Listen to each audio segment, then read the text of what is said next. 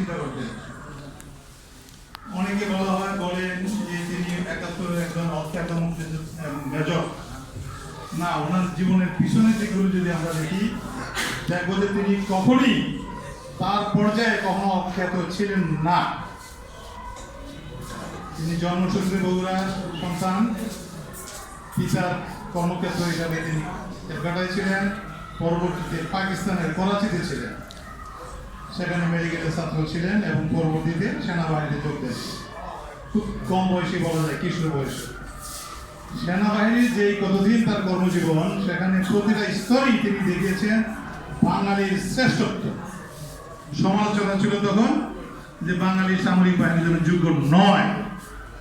তার প্রতিবাদ সম্পর্কে আপনারা জানেন যে তিনি বলেছেন, কিভাবে প্রমাণ করব আমরা যে তোমাদের চাইতে শ্রেষ্ঠ?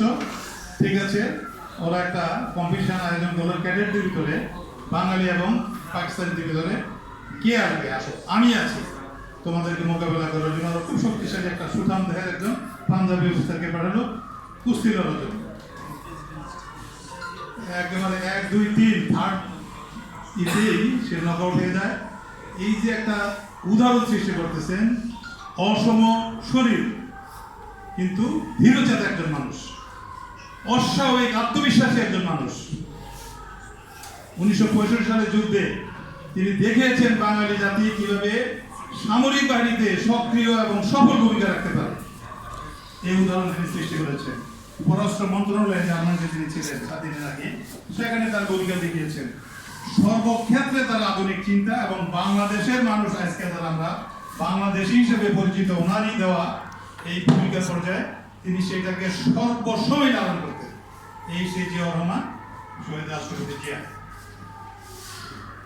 ১৯৭১ সালে এটা আমরা বাংলাদেশ সব মানুষ জানি, যখন একটা যুগ সন্ধিক্ষণ, এই দেশের নেতা যারা নেতৃত্ব দিচ্ছেন বলে দাবিদার, সেই শেখ মুজিবুর রহমান এবং তার দলবল বাংলাদেশের স্বাধীনতার জন্য সক্রিয় ভূমিকা পালন করতে যখন ব্যর্থ হয়েছে, তখন শহীদ রাষ্ট্রপতি জিয়াউর রহমান এজ মেজর, উনি ওনার কিছু সঙ্গী সাথী সহ চট্টগ্রাম থেকে জীবনের ঝুঁকি নিয়ে তিনি স্বাধীনতার ঘোষণা দিলেন, ওই রিভোল্ট।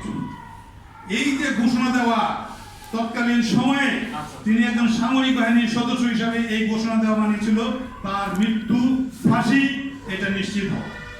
তার পরিবারকে তিনি গুরুত্ব দেন নাই, তার ছোট বাচ্চাদের ব্যাপারে গুরুত্ব দেন নাই। তিনি এই দেশকে ভালোবেসে এই দেশের মুক্তির জন্য তিনি সংগ্রাম করেছেন।